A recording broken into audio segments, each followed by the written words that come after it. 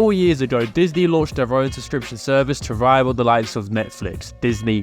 This was always a no-brainer decision for a company like Disney, considering they most likely own all of your childhood nostalgia when it comes to TV shows and films. Between franchises from Pixar, Star Wars films, and the likes of Family Guy and The Simpsons, you'd think Disney would have enough to go with without ruining their hen that was literally laying golden eggs in the box office, the Marvel Cinematic Universe. Ironically enough, the same year Disney Plus went live was several months after Avengers Endgame, the film that went on to gross an estimated $2.79 billion in the box office, making it the second highest grossing film of all time. For Disney, everything was looking pretty fucking good. But then they realized that for Disney Plus to work, they needed new content across the board to get more subscribers through the door and to stay. So since the very start of 2021, Marvel has released these shows on Disney Plus: WandaVision, The Falcon and the Winter Soldier, Loki, What If, Hawkeye, Moon Knight, Miss Marvel, She-Hulk Attorney at Law, Secret Invasion, and Loki once more. And since the start of 2021 in the movie department, the MCU has put out Black Widow, Shang-Chi and the Legend of the Ten Rings, Eternals, Spider-Man No Way Home,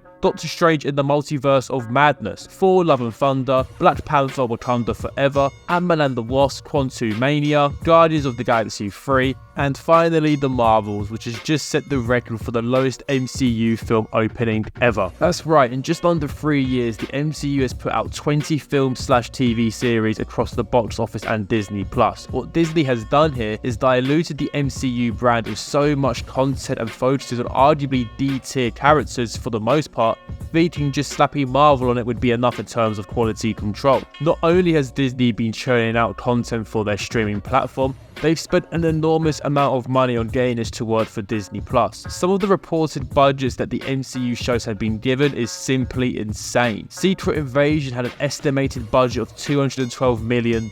She-Hulk had a budget of around $225 million. $150 million was spent on Moon Knight. $140 million was spent on Loki Season 2. And a further $500 million was spent on The Falcon and the Winter Soldier, WandaVision, and Hawkeye. That's $1.2 billion spent on several TV shows that I don't think were worth the investment. Disney had essentially spent over $1 billion with trying to build their streaming platform up, but in my eyes, they've just spent $1.2 billion to destroy the aura and reputation of the MCU. For those who are Marvel diehard fans, who really cares how much Disney has spent? For them, this is a level of spending behind so many properties that would have been crazy to imagine just 10 years ago. The issue here is that once you get your more casual moviegoers dropping out, it's pretty much near impossible to get them back in the cinema for your film. Marvel before Disney Plus was simple: watch 2 or 3 films a year, each loosely connected, watch the universe slowly expand through post-credit scenes, and let that anticipation continue to build up that ended with Thanos. Now, I mean, I can't even explain how all of this is meant to work post-Disney Plus. The multiverse bullshit aside,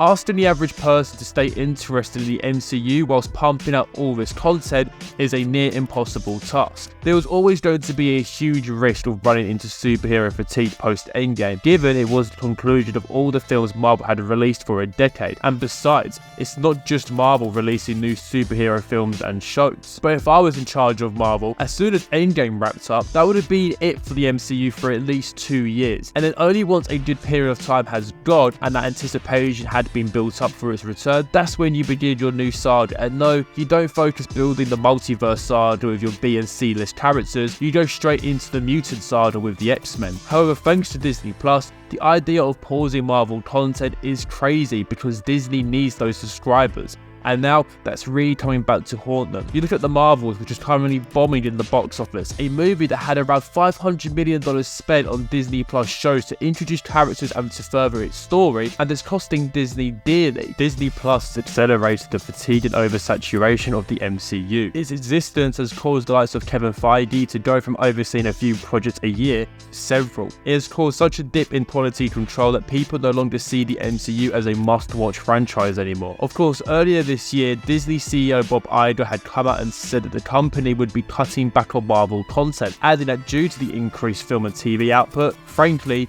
it diluted focus and attention. Who knows what the future has in store for the MCU, but with the Marvels causing a stink and several facts as to why that is, has Disney Plus killed the MCU as we know it? Let me know down in the comments what you make all of this. Also, 99.6% of all my viewers aren't subscribed, so be a good egg and subscribe to the channel. Catch you in the next video. Peace.